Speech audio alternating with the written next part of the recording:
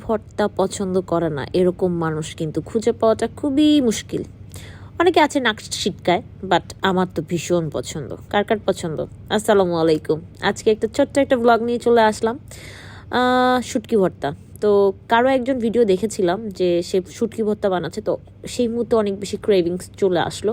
তো এই যে চাপা শুটকি নিয়ে নিলাম, যেটাকে বাঁশপাতা শুটকি বলে, কিছু রসুন, তারপর শুকনো মরিচ। এবার এই যে শুটকিগুলারে এখন খুব সুন্দর করে ক্লিন করব। ক্লিন করার পরে এখন একটা কড়াই বসিয়ে সেটার মধ্যে হচ্ছে রসুন তেল দিয়ে, রসুন একদম ভাই এমন করে ছিটাইছে আমি তো ভয় পেয়ে গেছি।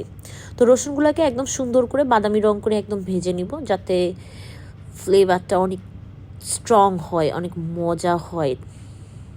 তো এরকম করে রসুনটা আমি ভেজে নিচ্ছিলাম। তো রসুনটা ভাজা শেষ হয়ে গেলে পরে হচ্ছে ওই তেলের মধ্যেই আমি হচ্ছে শুকনা মরিচগুলো ভেজে নিব। শুকনা মরিচগুলো ভেজে নিয়ে তারপর ভর্তাটা বানানো স্টার্ট করে দিব। এই যে শুকনো মরিচগুলো দিয়ে দিলাম। এখন শুকনো মরিচগুলো ভাজা হয়ে যাবে, একদম সুন্দর মুচমুচে করে হচ্ছে যে ভেজে নিব। অ্যান্ড এই শুকনো মরিচটা ভাজার সময় এত সুন্দর একটা স্মেল আসতেছিল, উফ, খুবই মজা। আমি এখন ভয়েস দিচ্ছি, আমার মুখে পানি চলে আসতেছে। তো এই যে শুকনো মরিচ ভাজা শেষ হয়ে গেল, এরপরে দিয়ে দিব চাপা শুটকি। তো শুটকিগুলাকেও ভাই ইচ্ছা মতো ভাজতে থাকবো। এর মধ্যে একটু লবণ দিলাম। তো এরকম করে যদি মানুষদের ভাজা যাইতো কি ভালো হইতো বলেন তো। যাই হোক, মানুষকে তো এভাবে ভাজা যায় না। তো শুটকিটাকেই ভালো করে ভেজে টেজে নিয়ে একটু মনটা শান্তি করি। তো এই যে শুটকিগুলোকে একদম সুন্দর করে ভাজা স্টার্ট করে দিছে। আর এই শুটকিটা যখন ভাজা হয় বা এটা যখন ভর্তা করা হয়, পুরা বাড়ি গন্ধে একদম করে। আমার ভাজা শেষ, আমি এটা নামিয়ে নিলাম। এরপরে যাব হচ্ছে ভাই এই যে ভাইরাল একটা ব্লেন্ডার। তো আমার জামাই সাহেব এই ব্লেন্ডারটা কিনে নিয়ে আসছে, আমাদের বিড়ালকে খাওয়াবে। তো আমি এটার মধ্যে একটু ট্রাই করলাম যে আসলে এটার মধ্যে করা যায় কি না।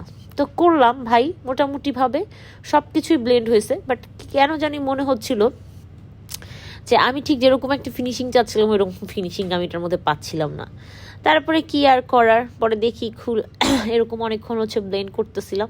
বাট জিনিসটা অনেক কিউট। অন্যান্য জিনিস সুন্দরভাবে ব্লেন্ড করা যায়, তবে ভর্তাটা আসলে পাটায়ের মধ্যেই হচ্ছে বেটে ভর্তা বানালে ওটা বেশি মজা হয়।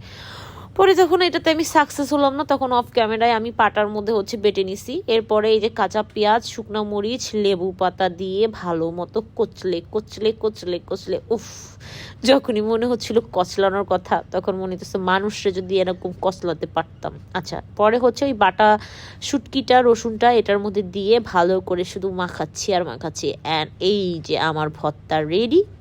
তারপরে এই ভর্তা দিয়ে ভাত খাবো। তো কার কার মুখে পানি চলে আসলো বলেন? ভালো লাগলে শেয়ার করবেন, লাইক করবেন, and thank you so much everyone.